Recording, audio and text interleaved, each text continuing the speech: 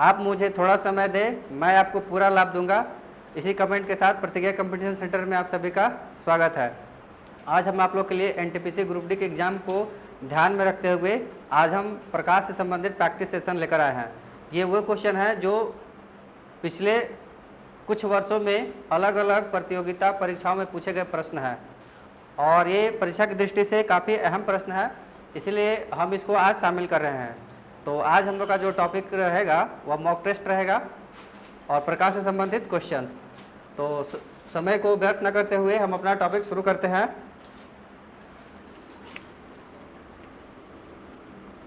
और पहला क्वेश्चन है, सूर्योदय और सूर्यास्त के समय, सूर्योदय और सूर्यास्त के समय सूर्य का रंग लाल क्यों दिखाई देता है? ऑप्शन है क्योंकि उस समय सूर्य केवल लाल रंग उत्सर्जित करता है। ऑप्शन बी है लाल प्रकाश की तरंगदैर्घ्य अधिक होने के कारण प्रकीर्णन अधिक होता है, सूर्य पर्वतों में से निकलता है और लाल को छोड़कर अन्य सभी रंग प्रकीर्णित हो जाते हैं। तो आपको हम ये सब सारा चीज़ डिस्कस कर रखे हैं। तो इसका जो सही ऑप्शन होगा वह डी ऑप्शन सही होगा। इसका कौन सा ऑप्शन सही होगा? डी। कहता है कि लाल को छोड़कर अन्य सभी रंग प्रकीर्णित हो जाते हैं। लाल रंग को छोड़कर सभी अन्य रंग जो होते हैं वो प्रकीर्णित हो जाते हैं। आपको हम बता चुके हैं कि जो लाल रंग होता है ना, लाल रंग, उसका जो तरंगदैर्घ्य होता है, क्या होता है? तरंगदैर्घ्य क्या होता है? तरंगदैर्घ्य जो होता है वह सबसे अधिक होता है। सभी रंगों में लाल रंग का तरंगदैर्घ्य सबसे अधिक होता है और तरंगदैर्घ्य सबसे अधिक होने के कारण आपको हम ये भी पढ़ा चुके हैं, प्रकीर्णन जो होता है वह इन्वर्सली प्रोपोर्शनल वेवलेंथ के पावर में 4। जितना ज़्यादा वेवलेंथ उतना कम प्रकीर्णन और जितना कम प्रकीर्णन वह उतना कम उसका बिखराव, और बिखराव ज़्यादा नहीं होगा तो क्या होगा? वह फैलेगा नहीं और एक जगह स्थिर रहेगा। तो इससे क्या होगा? हम लाल रंग को स्पष्ट रूप से देख पाएंगे और बाकी सब जो रंग है ना उनका क्या हो जाता है? उनका सभी रंगों का प्रकीर्णन हो जाता है। इसी वजह से लाल रंग को छोड़कर अन्य सभी रंग क्या होंगे? प्रकीर्णित हो जाएंगे। दूसरा क्वेश्चन है, किसी समुद्र का रंग नीला प्रतीत होता है क्योंकि उस पर पड़ने वाले सूर्य की किरणें ऑप्शन ए परावर्तित हो जाती है, ऑप्शन बी अपवर्तित हो जाती है, ऑप्शन सी विवर्तित हो जाती है या ऑप्शन डी प्रकीर्णित हो जाती है। तो ये जो सेकेंड क्वेश्चन है इसका आंसर होगा डी, प्रकीर्णित हो जाती है। जो भी आसमान का रंग नीला दिखाई देना, आसमान का रंग नीला दिखाई देना, वो सब घटना किस पर आधारित है? तो प्रकीर्णन पर आधारित है। आसमान का रंग नीला दिखाई देता है, आसमान का रंग नीला दिखाई देता है क्योंकि इस रंग का जो वेवलेंथ है, तरंगदैर्घ्य, वो क्या है? सबसे कम है। तरंगदैर्घ्य क्या है? सबसे कम है। और प्रकीर्णन आपको हम बता रखे हैं, प्रकीर्णन क्या होता है? वेवलेंथ का पावर 4, सबसे कम वेवलेंथ, इसका मतलब कि सबसे ज़्यादा प्रकीर्णन, इसीलिए आकाश का रंग नीला दिखाई देता है। और उसी की वजह से क्या होगा? क्यों? और आकाश का रंग नीला दिखाई देता है तो यही नीला रंग परावर्तित हो जाता है, इसीलिए आपको क्या बोला गया है? प्रकीर्णित बोला गया है।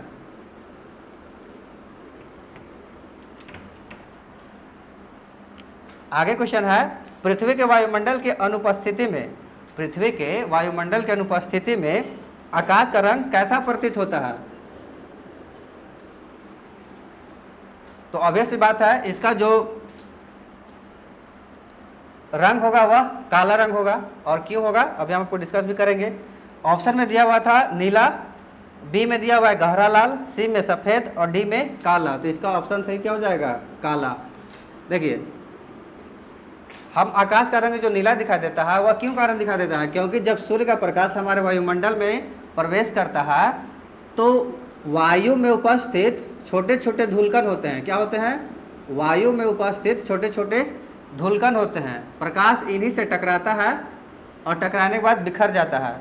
जब बिखर जाता है तो क्या होता है? वो हमें आसमान में दिखाई देता है। और आपको पता है ब्लू यानी नीले रंग का प्रकीर्णन, नीले रंग का जो तरंगदैर्घ्य होता है वो सबसे कम होता है, जिसकी वजह से वो प्रकीर्णन ज़्यादा होता है, तो हमें नीला दिखाई देता है।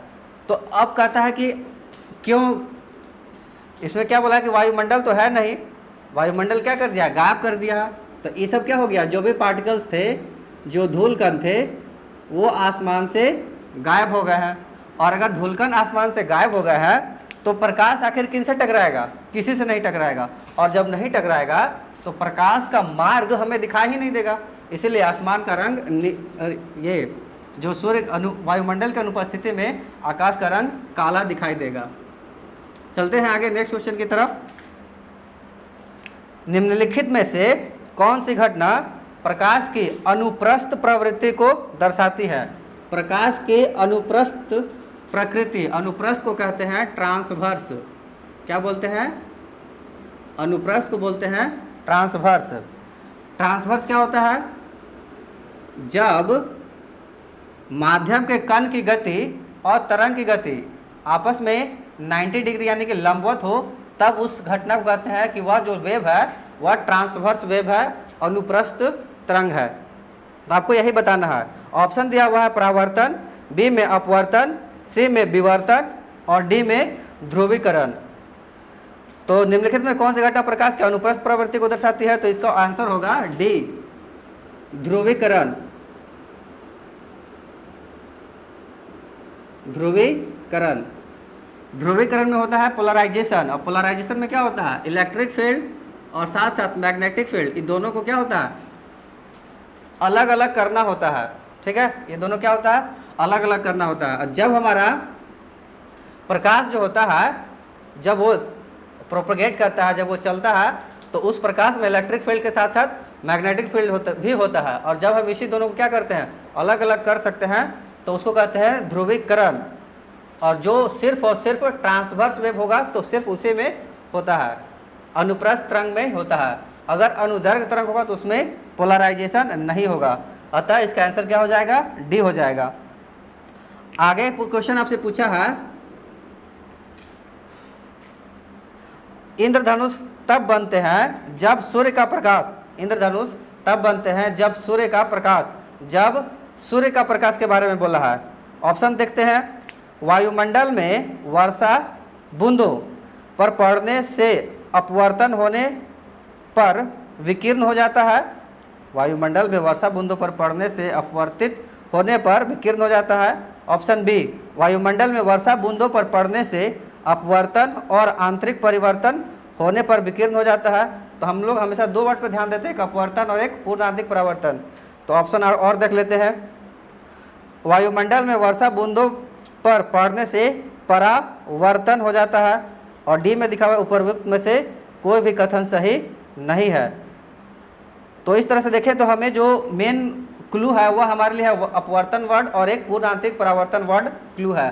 और हम इंद्रधनुष के बारे में एक विशेष टॉपिक अपने प्रीवियस वीडियो में अपलोड कर रखे हैं। जो स्टूडेंट लोग नहीं देख पाए हैं वो जाकर के जरूर से जरूर देख लें। तो इसका जो आंसर हो जाएगा वह बी ऑप्शन हो जाएगा, क्योंकि उसमें दो वर्ड आए हैं, एक अपवर्तन, जैसे ही सूर्य का प्रकाश वर्षा की बूंदों पर पड़ता है तो सबसे पहले अपवर्तन होता है, और जब वर्षा की बूंद में प्रवेश कर जाता है तो वहाँ पर पूर्ण आंतरिक परावर्तन होता है। ये दो वर्ड हमें सबसे पहले देखना होता है। आगे चलते हैं, निम्नलिखित में से कौन से रंग का प्रकाश, निम्नलिखित में से कौन से रंग का प्रकाश जब प्रिज्म से गुजरता है तो सबसे कम विचलित होता है, सबसे कम विचलित होता है। कौन सा प्रकाश का रंग सबसे कम विचलित होता है, तो ये भी हम आपको वीडियो में डिस्कस कर रखे हैं। कैसे, देखिए प्रिज्म है, यहाँ से श्वेत प्रकाश गया और श्वेत प्रकाश जब यहाँ से बाहर निकलता है तो ये 7 रंगों में विभक्त हो जाता है। और 7 रंगों में विभक्त हो जाता है तो हम आपके बता के रखे हैं कि इसमें विचलन का हम कैसे पता करते हैं। तो विचलन हम देख लेते हैं कि ये जो एंगल हो, ये जो प्रकाश चल रहा था वह तो इधर जाना चाहिए था, पर वो इधर नहीं गया, सब के सब समानांतर नीचे मुड़ गया है। तो देखते हैं कि विचलन सबसे अधिक कौन और सबसे कम कौन। तो देखिए ये जो सबसे ऊपर में आता है ना, सबसे ऊपर में कौन होता है, लाल रंग होता है। अतः पूछा क्या गया हमसे कि सबसे कम विचलित कौन हुआ, तो ये सबसे कम विचलित जो होता है वह लाल रंग होता है। और लाल ऑप्शन किस में दिया हुआ है, डी ऑप्शन में दिया हुआ है। तो हमारा आंसर क्या होगा, डी होगा। नेक्स्ट क्वेश्चन, जो लोग वीडियो नहीं देख पाए हैं प्रिज्म वाला, वह भी जा करके देख लेंगे, सारा डिस्कस करके वहाँ पे अपलोड किया हुआ है। नेक्स्ट क्वेश्चन है, इंद्रधनुष किस कारण से बनता है? तो इंद्रधनुष तो बिना ऑप्शन के ही हम लोग बता सकते हैं कि अपवर्तन होगा और पूर्ण आंतरिक परावर्तन होगा। तो हमें सिर्फ जरूरत है ऑप्शन चेक करने की। पहला ऑप्शन है अपवर्तन और परिक्षेपण। अपवर्तन तो ठीक है, परिक्षेपण क्या होता है ये डाउट है थोड़ा तो ये हमारा ऑप्शन नहीं के बराबर होगा। चलिए बी ऑप्शन देखते हैं, प्रकीर्णन और अपवर्तन। और भी ऑप्शन देख लेते हैं, सी है विवर्तन और अपवर्तन, और डी ऑप्शन है अपवर्तन और परावर्तन। तो ये जो परावर्तन लिखा है उसको आपको पूर्ण आंतरिक परावर्तन के रूप में ही लेना है। तो इस तरह से इसका आंसर क्या हो जाएगा? डी हो जाएगा। नेक्स्ट क्वेश्चन कहता है कि निम्नलिखित में से कौन सी तरंगे ध्रुवित की जा सकती है? ध्रुवित की जाने का मतलब पोलराइजेशन, और जस्ट अभी कुछ देर पहले, कुछ मिनट पहले डिस्कस किए पोलराइजेशन मतलब ध्रुवन। ध्रुवन होने के लिए कौन सा तरंग दैर्घ्य होना जरूरी है? तो अनुप्रस्थ तरंग होना जरूरी है। तो देख लेते हैं कि किसमें आंसर पर अनुप्रस्थ लिखा हुआ है। कहता है वायु में ध्वनि तरंगे। तो याद रखिए वायु में जो ध्वनि तरंग है वो आपका अनुदैर्घ्य तरंग का एग्जाम्पल है, ये ध्यान रखिएगा आप, ये सब क्वेश्चन आपसे पूछे जा सकते हैं। वायु में जो ध्वनि तरंग है वह अनुदैर्घ्य तरंग है। आगे लिखा हुआ है एक धागे पर अनुदैर्घ्य तरंग है। तो अनुदैर्घ्य तरंग है तो वो भी क्या होगा? पोलराइजेशन नहीं शो कर पाएगा। कहता है एक धागे पर अनुप्रस्थ तरंग है, और ऑप्शन डी, ऑप्शन सी हो सकता था एक धागे पर अनुप्रस्थ तरंगे। अनुप्रस्थ लिखा हो तो ऑप्शन हो सकता था, लेकिन हमको डी ऑप्शन भी चेक करने का ज्यादा जरूरत है। तो ऑप्शन डी में लिखा हुआ है प्रकाश तरंगे। तो जब प्रकाश तरंगे आ गया, लाइट वेव जब आ गया, तो ये सबसे बेस्ट एग्जाम्पल है अनुप्रस्थ तरंग का, इसीलिए हम ऑप्शन डी ही देंगे इसमें। नेक्स्ट क्वेश्चन है, आकाश नीले रंग का प्रतीत क्यों होता है? आकाश नीले रंग का प्रतीत क्यों होता है? तो ये सभी हम लोग डिस्कस कर चुके हैं। चलिए ऑप्शन देख लेते हैं। पहला ऑप्शन दिया हुआ है रिले प्रकीर्णन, और बी ऑप्शन में दिया हुआ है माई प्रकीर्णन, सी ऑप्शन में दिया हुआ है पूर्व प्रकीर्णन, और डी ऑप्शन में दिया हुआ है इनमें से कोई नहीं। देखिए वो क्वेश्चन को किस तरह से घुमाने की कोशिश किया हुआ है, जबकि क्वेश्चन में कुछ रखा है नहीं। हमको पता है इसका आंसर प्रकीर्णन ही होने वाला है, लेकिन वो क्या किया है, प्रकीर्णन में क्या कर दिया है, वो कुछ वर्ड्स जोड़ दिया है, और एक माई प्रकीर्णन कर दिया है, एक रिले प्रकीर्णन कर दिया है, और एक पूर्ण प्रकीर्णन कर दिया हुआ है। तो आपको हम बता रखे हैं कि प्रकीर्णन की घटना का वर्णन सर्वप्रथम रिले साइंटिस्ट के द्वारा किया गया था। किसके द्वारा किया गया था? रेलिंग साइंटिस्ट के द्वारा किया गया था। तो इसी को क्या कर दिया, वो इसमें जोड़ करके बोल दिया है रिले। तो इसमें कंफ्यूजन होने की बात नहीं है, ये रिले प्रकीर्णन वाला ऑप्शन जो होगा वो सही होगा, यानी कि ऑप्शन ए इसका सही ऑप्शन है। आगे चलते हैं। कहता है श्वेत प्रकाश के घटकों में विभाजन किसके कारण होता है? श्वेत प्रकाश के घटकों का विभाजन किसके कारण होता है? मतलब आपसे पूछा है कि जो श्वेत प्रकाश होता है उसमें उसका जो कलर का जो स्प्लिट प्राप्त होता है, कलर का जो पट्टी प्राप्त होता है, रंग का वर्णक्रम जिसको कहते हैं, वह किसके कारण प्राप्त होता है? कहता है परावर्तन के कारण, अपवर्तन के कारण, संचरण के कारण, या प्रकीर्णन के कारण। किसके कारण प्राप्त होता है? तो इसका ऑप्शन देना है प्रकीर्णन के कारण प्राप्त होता है। नेक्स्ट में आपसे पूछा है प्रकाश प्रकीर्णन किसमें होता है? प्रकाश प्रकीर्णन किसमें होता है? यानी कि जो प्रकाश का जो बिखराव होता है, यहाँ प्रकीर्णन का मतलब प्रकाश का बिखराव से है, ठीक है। तो पहला ऑप्शन दिया हुआ है कोलॉइडल घोल, दूसरा ऑप्शन दिया हुआ है अम्लीय घोल, सी ऑप्शन दिया हुआ है वैद्युत अपघटनी घोल, और डी ऑप्शन दिया हुआ है क्षारीय घोल। तो इसका आंसर हो जाएगा ऑप्शन ए। क्यों हो जाएगा? तो देखिए जो घोल होते हैं, जो सॉल्यूशन होते हैं ना, वह तीन तरह के सॉल्यूशन होते हैं। एक होता है ट्रू सॉल्यूशन, जैसे नमक और पानी का घोल। इसमें क्या होता है, सॉल्यूशन पूरी तरह से एक दूसरे में मिश्रित हो जाता है नमक और पानी में। दूसरा टाइप का जो सॉल्यूशन होता है वो होता है सस्पेंशन सॉल्यूशन। क्या होता है? Suspension solution. और तीसरे टाइप का जो सॉल्यूशन होता है वह कोलॉइडल सॉल्यूशन होता है। कोलॉइडल सॉल्यूशन होता है। तो ट्रू सॉल्यूशन में पार्टिकल्स जो होते हैं वह बहुत छोटे होते हैं, जिसके कारण से प्रकाश का जो रास्ता होता है वह दिखाई नहीं देता है और प्रकाश पार हो जाता है। लेकिन ये दोनों सॉल्यूशन में, सस्पेंशन सॉल्यूशन में और कोलॉइडल सॉल्यूशन में, पार्टिकल्स के साइज थोड़ा बड़े होते हैं, जिसके कारण से पार्टिकल्स में प्रकाश क्या होता है, टकराता है तो वह बिखर जाता है।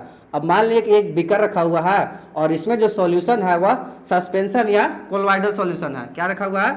सस्पेंशन या कोलोइडल सॉल्यूशन रखा हुआ है। तो इसके पार्टिकल्स क्या होते हैं? ट्रू सॉल्यूशन की तुलना में थोड़े बड़े होते हैं। तो क्या होता है, जब प्रकाश इनसे टकराता है तो क्या होता है? प्रकाश बिखर जाता है और बिखरता है तो ये क्या होता है? फैल कर करके क्या होता है? आगे की तरफ गमन करता है। तो जब आप देखिएगा ना तो ये आपको सॉल्यूशन में क्या होगा? प्रकाश का जो रास्ता होता है वह दिखाई देता है और इसी को आपसे पूछा गया है। तो इसका सही ऑप्शन क्या हो जाएगा? कोलोइडल सॉल्यूशन सही ऑप्शन हो जाएगा, कोलोइडल सॉल्यूशन। और इसके साथ अगर सस्पेंशन सॉल्यूशन भी देगा तो वह भी आपका सही आंसर होगा। आगे चलते हैं। कहता है निम्नलिखित में से कौन सा कथन सत्य होगा जब हम इंद्रधनुष देखते हैं? जब हम इंद्रधनुष देखते हैं तो कौन सा कथन सत्य हो जाएगा? ऑप्शन देखिए, हम सूर्य तथा वर्षा की बूंदों की तरफ अपना चेहरा देखते हैं। हम अपना चेहरा सूर्य तथा वर्षा की बूंदों की तरफ देखते हैं, ऐसा नहीं होता है। हम आपको इंद्रधनुष वाले टॉपिक में पढ़ा रखे हैं कि इंद्रधनुष अगर देखना है तो सूर्य का प्रकाश हमारे पीछे हो और वर्षा की बूंद कहाँ हो? हमारे सामने हो। अगर ये कोई आदमी यहाँ बीच में खड़ा है, अगर कोई आदमी यहाँ बीच में खड़ा है, ठीक है, तो ये क्या होगा? और ये पानी की बूंद है तो आदमी का जो चेहरा होगा ये बूंद के सामने होगा और ये जो सूर्य है वो कहाँ होगा? वह पीछे होगा। ये कंडीशन होना चाहिए, तब जाकर के क्या होगा? सूर्य का प्रकाश दिखाई देगा। और आपको ये भी बता दें कि दिन में, ठीक है, दिन में सिर्फ और सिर्फ 2 बार ही इंद्रधनुष बन सकता है, एक सुबह और एक शाम। दोपहर में क्या होगा? तो सूर्य प्रकाश क्या होगा? सीधे सनलाइट जो होगा सीधे माथा पर होगा, तो उस समय क्या होगा? इंद्रधनुष नहीं बन सकता है। ऑप्शन देखते हैं हम। सूर्य, ये तो ऑप्शन देख पढ़ लिए। बी ऑप्शन कहता है कि सूर्य हमारे पीछे रहता है तथा वर्षा की बूंदें हमारे सामने रहती है। तो ये ऑप्शन मैच कर रहा है। आगे भी देख लेते हैं ऑप्शन। हल्की वर्षा में सूर्य हमारे सामने रहता है। और डी ऑप्शन कहता है आकाश साफ रहता है तथा सूर्य का आकाश में निचले स्थान में रहता है। तो इस तरह से हम कह सकते हैं कि जो ऑप्शन बी लिखा हुआ है ना वो सबसे सही ऑप्शन है। तो ये ध्यान रखेंगे कि दिन में सूर्य का जो इंद्रधनुष होता है वह सिर्फ 2 बार बन सकता है और इंद्रधनुष अगर देखना है तो उसके लिए कंडीशन यह है कि सूर्य हमारे पीछे हो और वर्षा की बूंद हमारे सामने हो। ये सब हम वीडियो में अपलोड करके रखे हैं, जो लोग नहीं देख पाए हैं जाकर के वीडियो अवश्य देख लें। तो आप देख सकते हैं कि जो भी प्रीवियस ईयर में क्वेश्चन पूछे गए हैं वह उन सभी को एग्जाम में उन सभी को ध्यान में रखते हुए हमने जो कॉन्सेप्ट दिया है क्वेश्चन उसी से पूछे गए हैं। नेक्स्ट क्वेश्चन है, साबुन के बुलबुले पर श्वेत प्रकाश डालने से रंग दिखाई देता है। अक्सर आप देखोगे कि साबुन का बुलबुला है तो उसको कभी गौर फरमाए होंगे, देखे होंगे तो वह रंगीन दिखाई देता है। तो आपसे यही पूछा है कि इसका कारण क्या है। कहता है विवर्तन। विवर्तन क्या होता है? विवर्तन होता है कि जब प्रकाश, मान लीजिए किसी प्रकाश इधर से आ रहा है और इसके बीच में क्या है, कोई बाधा है, इस तरह से कोई स्टिक है रखा हुआ है, छड़ी रखा हुआ है, तो क्या होगा? प्रकाश यहाँ तक जाएगा और प्रकाश आपको पता है वो तो हर डायरेक्शन में चलता है ना, तो प्रकाश यहाँ भी टकराएगा किनारे से और किनारों से टकराने के बाद क्या होता है? अपने रास्ता से मुड़ जाता है। तो ये जो बाधा है इसके टकराने से जो किनारों से मुड़ जाती है इसी घटना को कहते हैं विवर्तन। इसी को क्या कहते हैं? विवर्तन। और इंग्लिश में कहते हैं इसको डिफ्रैक्शन कहते हैं। और इसके बारे में जो बताए थे उसको कहते हैं ग्रेमाल्डी। ग्रेमाल्डी साइंटिस्ट है, उन्हीं ने इसके बारे में बताया था, डिफ्रैक्शन के बारे में, ग्रेमाल्डी। लेकिन हमारा क्वेश्चन अभी ये नहीं है। हमारा क्वेश्चन है कि साबुन का बुलबुले पर श्वेत प्रकाश जो रंगीन दिखाई देता है वो किसके कारण? तो पहला ऑप्शन है विवर्तन, दूसरा ऑप्शन है ध्रुवन, ध्रुवन के बारे में अभी हम डिस्कस कर चुके हैं, तीसरा ऑप्शन है व्यतिकरण यानी इंटरफ्रेंस, और डी ऑप्शन है परावर्तन। तो इस तरह के क्वेश्चन के लिए आप हमेशा याद रखिए व्यतिकरण ही इसका सही ऑप्शन होगा। व्यतिकरण, व्यतिकरण, इंटरफ्रेंस जिसको कहते हैं, क्या कहते हैं? इंटरफ्रेंस इसको कहते हैं। इसी कारण से क्या होता है, हमें प्रकाश जो बुलबुले में क्या होता है, प्रकाश रंगीन दिखाई देता है, इंटरफ्रेंस। पूछेगा कि यह जो इंटरफ्रेंस है वह किसके द्वारा दिया गया है?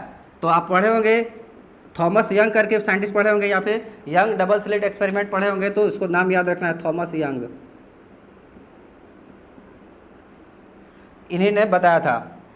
इसमें क्या होता है कि 2 या 2 से अधिक प्रकाश स्रोतों से निकलने वाली ऊर्जा जब किसी बिंदु पर मिलती है तो ऊर्जा का पुनर्व्यवस्था होता है। इसी कारण से इंटरफ्रेंस होता है और हमें प्रकाश, ये श्वेत जो बुलबुला है ना वो रंगीन दिखाई देता है। आगे चलते हैं। इंद्रधनुष तब बनते हैं जब सूर्य का प्रकाश, इंद्रधनुष तब बनते हैं जब सूर्य का प्रकाश, इसमें थोड़ा क्वेश्चन थोड़ा अलग हट के दिया हुआ है, ये वो क्वेश्चन नहीं है, ये कुछ अलग क्वेश्चन है। ऑप्शन देख ले, वायुमंडल में, जब सूर्य का प्रकाश वायुमंडल में वर्षा बूंदों पर गिरने से परावर्तन होने पर प्रकीर्णित हो जाता है। बी ऑप्शन है, सूर्य का प्रकाश वायुमंडल में वर्षा बूंदों पर गिरने से अपवर्तन होने पर प्रकीर्णित हो जाता है, अपवर्तन होने पर प्रकीर्णित हो जाता है। सी ऑप्शन दिया हुआ है, वायुमंडल में वर्षा बूंदों पर गिरने से अपवर्तन और आंतरिक परावर्तन होने पर प्रकीर्णित हो जाता है। उपर्युक्त में से कोई भी कथन सही नहीं है। तो हम बार बार बोले कि इंद्रधनुष का कोई भी क्वेश्चन आए तो आप सीधे दो वर्ड ढूंढिए, अपवर्तन और ऑप्शन ढूंढिए पूर्ण आंतरिक परावर्तन, इसके अलावा आपको कोई जरूरत नहीं है। तो ये साफ साफ दिख रहा है कि ये जो वर्ड लिखा हुआ है सी ऑप्शन में लिखा हुआ, सी ऑप्शन में लिखा हुआ दिख रहा है अपवर्तन और आंतरिक परावर्तन। तो इसका आंसर क्या हो जाएगा, 14 का जो आंसर हो जाएगा वह सी हो जाएगा। जो लोग वीडियो नहीं देख पाए हैं, हमने एक इंद्रधनुष का एक विशेष वीडियो अपलोड कर रखा है, केवल उसमें इंद्रधनुष के बारे में विशेष चर्चा किया गया है, तो आप उसमें जाकर देख सकते हैं। हम उसमें यह भी बताया है कि कितना बार अपवर्तन की घटना होता है और कितना बार पूर्ण आंतरिक परावर्तन घटना होता है, और साथ में हम ये भी डिस्कस किए हैं कि प्राथमिक इंद्रधनुष कैसे बनता है और द्वितीयक इंद्रधनुष कैसे बनता है। नेक्स्ट क्वेश्चन है, इंद्रधनुष में होता है, आपको पूछा गया है कि इंद्रधनुष में होता है पृथ्वी की ओर, मतलब गलत कथन का चयन करें, गलत कथन का चयन करें, क्वेश्चन में लिखा हुआ है। कहता है पृथ्वी की ओर इसके सबसे अंदर के रंग के रूप में बैगनी प्रकाश, सबसे अंदर के रूप में बैगनी प्रकाश, तो इसको कहते हैं प्राथमिक इंद्रधनुष, ये तो सही है।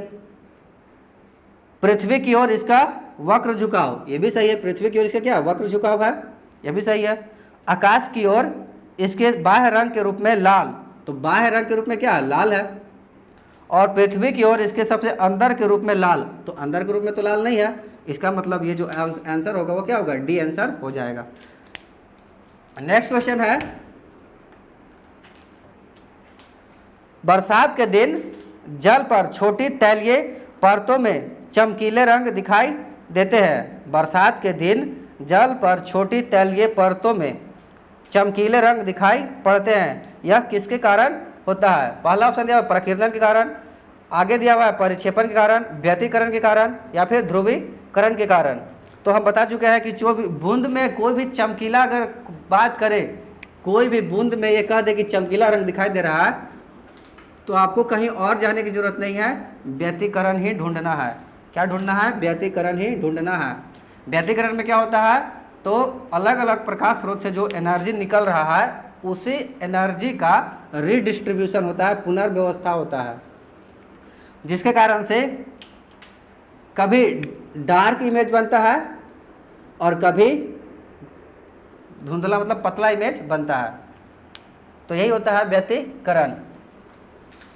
आगे क्वेश्चन लिखा है कि समतल प्रकाशीय सतह, समतल प्रकाशीय सतह निम्नलिखित में से किस रूप में प्रकाश किरण पुंज को परावर्तित करता है। प्रकाश किरण पुंज को किस रूप में परावर्तित करता है। एक ही दिशा में समानांतर किरण पुंज के रूप में, बी ऑप्शन सभी दिशाओं में विस्तृत किरण पुंज के रूप में, सभी दिशाओं में समानांतर किरण पुंज के रूप में, या एक ही दिशा में विस्तृत किरण पुंज के रूप में। तो भाई ये तो बोला है कि ये कैसा दर्पण है, ये समतल दर्पण है, तो ऑब्वियस सी बात है जब समतल दर्पण है तो ये प्रकाश जब इस पर जाएगा तो वो क्या करेगा, वह उसी दिशा में न मुड़ेगा। फिर प्रकाश गया तो क्या करेगा, उसी दिशा में वापस मुड़ेगा। फिर प्रकाश गया तो उसी दिशा में वापस मुड़ेगा। इसका मतलब यह हुआ कि एक ही दिशा में समानांतर किरण पुंज, जितना भी आ रहा है वो क्या समानांतर है। तो इस तरह से इसका जो सही आंसर होगा वह ऑप्शन ए होगा। नेक्स्ट क्वेश्चन, निम्नलिखित में से क्या अन्य तीनों की तुलना में सूर्य के प्रकाश को अधिक परावर्तित करता है। सूर्य के प्रकाश को कौन सबसे ज़्यादा परावर्तित करेगा।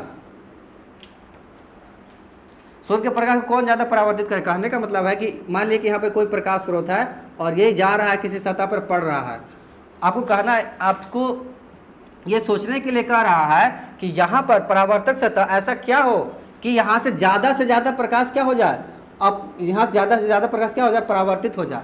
ये सोचने के लिए आपको बोला गया है। तो देखिए कहता है कि रेगिस्तान में, तो आपको पता है रेगिस्तान में तो बालू होता है। कहता है ताजे बर्फ से ढकी हुई जमीन और प्यारी घास के मैदान और धान की फसल की जमीन। तो ये तो भाई कॉमन सेंस वाली बात है, ये तो कॉमन सेंस वाली बात है कि जो ताजे प्रकाश का, जो ताजे बर्फ का जो पानी का जमीन होगा वही ज़्यादा क्या करेगा, प्रकाश को परावर्तित करेगा, क्योंकि ताजा बर्फ है तो मिलावट तो होगा नहीं, इसी वजह से। नेक्स्ट क्वेश्चन कहता है ऑप्टिकल फाइबर का उद्देश्य क्या है? ऑप्टिकल फाइबर, यह भी हम आपको बता चुके हैं कि ऑप्टिकल फाइबर का प्रिंसिपल क्या होता है। ये वाला डायग्राम आपको याद होगा, जो लोग नहीं देख पाए हैं वो वीडियो को जाकर के जरूर देखें। ऑप्टिकल में हमने बताया था कि जब ये ऑप्टिकल फाइबर जब इसमें इंटर करता है, यहाँ पर एक और लेयर होता है इस तरह से, तो इंटर करता है तो वो इस तरह से क्या होता है, जो भी वेव इंटर करता है वह इसमें जाने के बाद इधर उधर नहीं जाता है, बल्कि वो सीधे उसी में अपवर्तन होते होते क्या कहता है, वो बाहर की तरफ संचरण कर जाता है। तो कहता है विभिन्न रंगों के प्रकाश को परावर्तित करना, यहाँ पर सिर्फ परावर्तित करना ही काम नहीं है, एक्चुअली में क्या हो रहा है, पूर्ण आंतरिक परावर्तन हो रहा है।